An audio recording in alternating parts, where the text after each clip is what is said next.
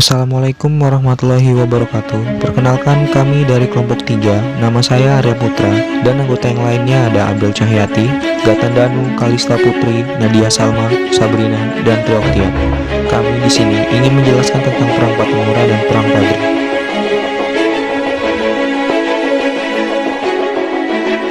Sebab terjadinya Perang Pattimura atau Maluku terbagi menjadi 4. Yang pertama, diberlakukannya pelayaran hongi atau memonopoli rempah-rempah dan hak ekstirpasi atau hak memusnahkan pohon pala dan cengkeh yang tidak ikut aturan pemonopolian. Kedua, perpindahan kekuasaan dari pemerintah Inggris ke pemerintah Belanda yang secara otomatis mengubah aturan tatanan pemerintah.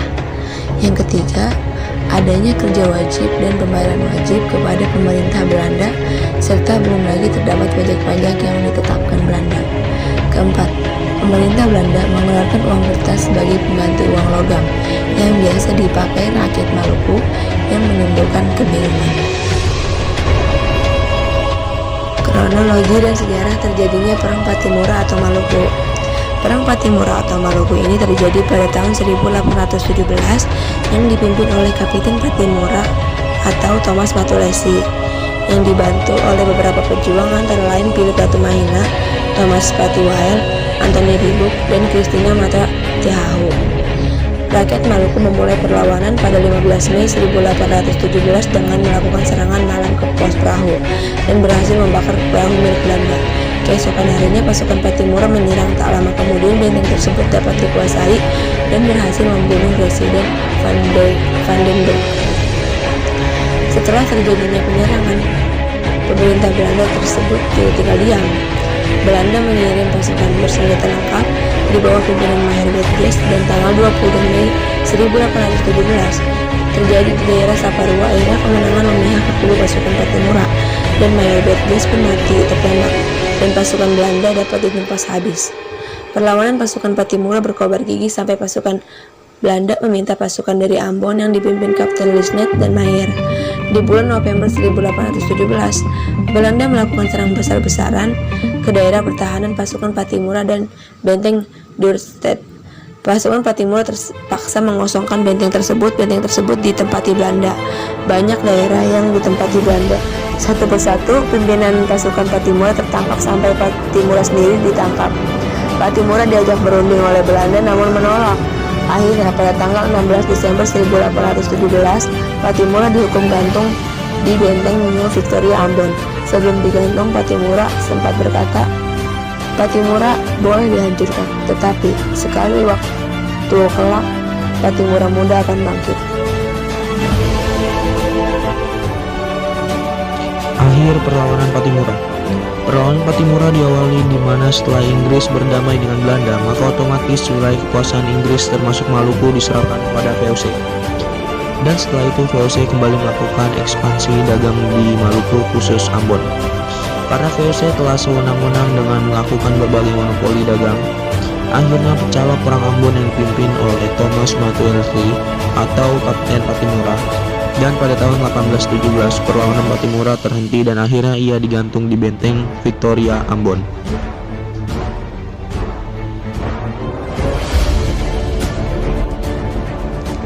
Hasil perlawanan Pattimura. Perlawanan Kapten Pattimura telah berakhir di tiang gantung. Hal ini membuat rakyat Maluku kehilangan pemimpin mereka yang sangat pemberani. Beberapa dampak yang muncul setelah Kapten Pattimura gugur diantaranya: yang pertama, Christina Marta Tiahahu dihukum oleh pemerintah Belanda dan kemudian dibuang ke tanah Jawa. Kedua, masyarakat pribumi Maluku masih terus dipaksa kerja rodi atau menjadi serdadu oleh pemerintah Belanda. Ketiga, Belanda semakin berkuasa dan semena-mena terhadap rakyat di tanah Maluku. Keempat, monopoli hasil bumi berupa rempah-rempah semakin digencar dan dilakukan. 5. Pembuatan perahu semakin meningkat. 6. Terjadinya persatuan antara rakyat Maluku dan rata-rata di daerah lain seperti Ternate, Jawa, Bali, Sulawesi, dan Tidore.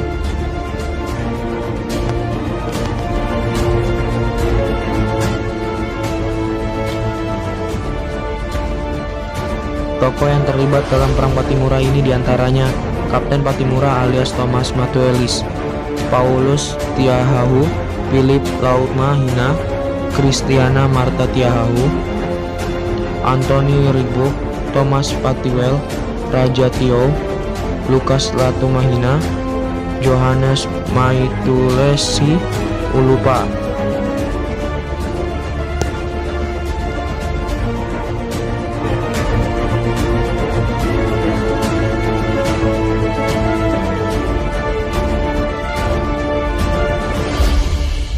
Kronologi Perang Padri. Perang Padri merupakan peperangan yang terjadi di Sumatera Barat, tepatnya di wilayah Kerajaan Pagaruyung pada tahun 1803 sampai 1838. Perang Padri awalnya terjadi karena adanya perbedaan prinsip mengenai agama antara kaum Padri dengan kaum adat. Namun, lama-lama Perang Padri menjadi perjuangan melawan penjajah Belanda, karena kaum Padri dan kaum adat bergabung jadi satu berjuang melawan Belanda. Penyebab Perang Padri.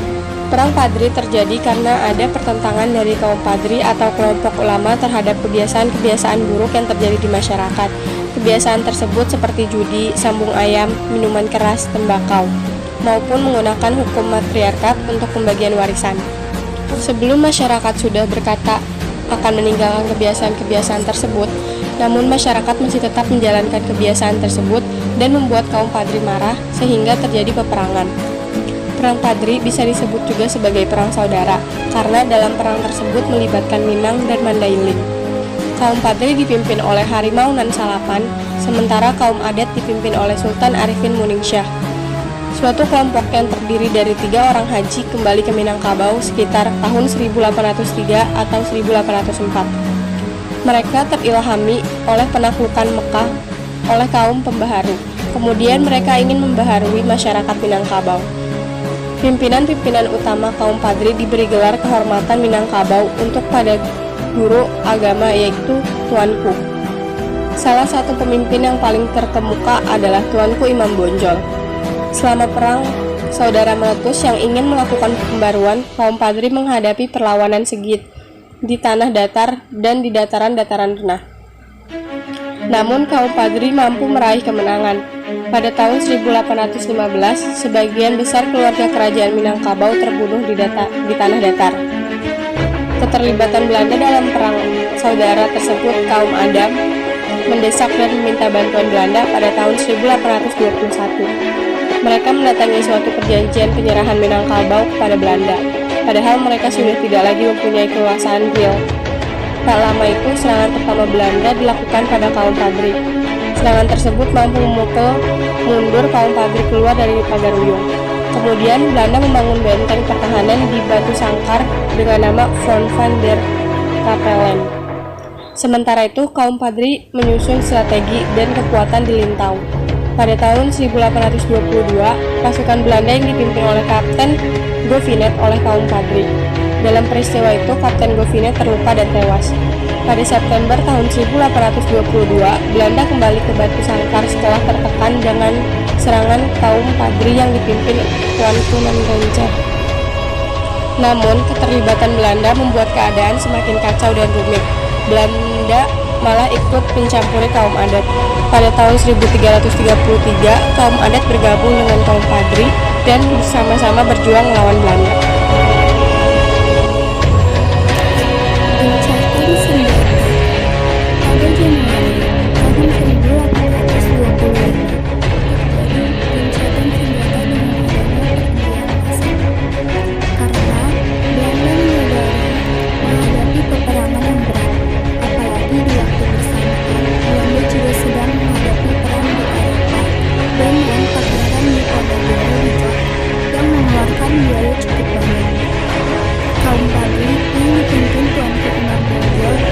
Mencoba melakukan pemulihan kekuatan dan mencoba merangkul kaum adat untuk bersama-sama berjuang melawan Belanda. Akhirnya konsensus bersama yang berusaha menegakkan ajaran agama Islam dan Al-Quran di tanah Minangkabau.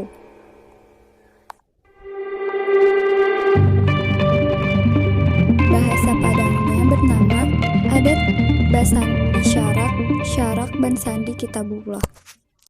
Fase kedua.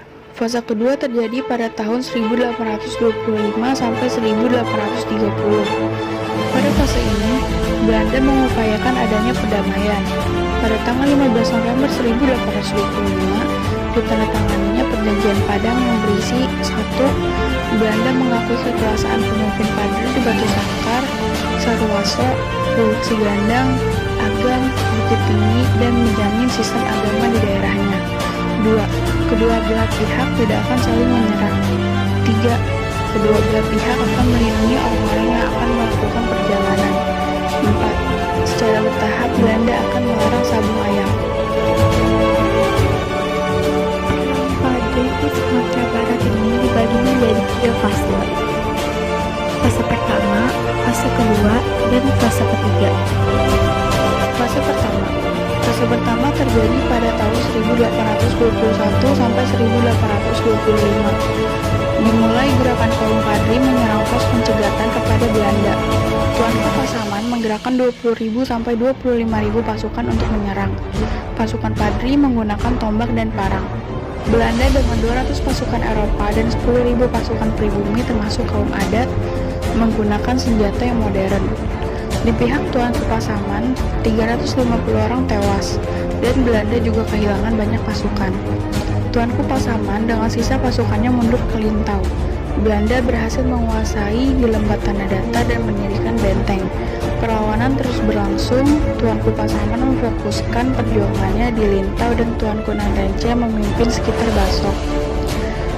Pada September 1822, kaum Padri mengusir Belanda dari Sungai Puar, Lubuk Sinagar, dan Tanjung Alam. Kesatuan kaum Padri yang terkenal di Bonjol dengan pemimpinnya Fato Syarif yang dikenal Tuanku Imam Bonjol.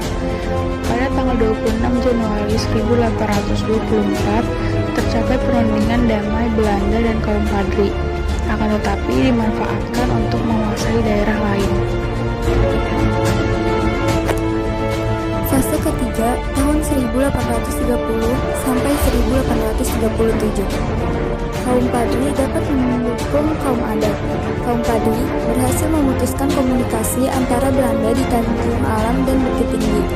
Pada bulan Agustus 1831, Belanda dapat menguasai benteng Marapalam. Pada tahun 1832, datang pasukan dari Jawa, pasukan Sentot Alibasa Prawirodirjo dengan 200 pasukan. Tahun 1833, kekuatan Belanda sangat besar. Dengan begitu, Belanda menyerang pos-pos kaum Padri. Belanda mendapat perlawanan sangat 100 pasukan Belanda, termasuk perwira terbunuh. Tuanku dan cerdik tertangkap Belanda. Selain strategi militer, Belanda mendekatkan kepada rakyat dengan menghapus pajak pasar yang keholangan pekerja digaji 25-30 gulden. Dikeluarkan plakat panjang. Tahun 1834, Belanda memusatkan pasukannya menyerang pasukan Imam Bonjol di Bonjol. Pada tahun 1835, tanggal 16 Juni, benteng Bonjol dihujani meriam oleh sergado Belanda. Belanda mau menawarkan perdamaian, tetapi Bonjol dibebaskan dari segala kerja paksa dan tidak lagi diduduki Belanda. Tetapi Belanda diam dan mengepung daerah itu. Oktober tahun 1837, Belanda mengepung dan menyerang benteng Bonjol. Tuanku Imam Bonjol terdesak. Pada tanggal 25 Oktober 1837, Tuanku Imam Bonjol ditangkap dan dibuang ke Cianjur. Pada tahun 1893, tepatnya pada tanggal 19 Januari, ke Ambon. Pada tahun 1841 dipindahkan lagi ke Manado dan meninggal pada tanggal 18 November 1864.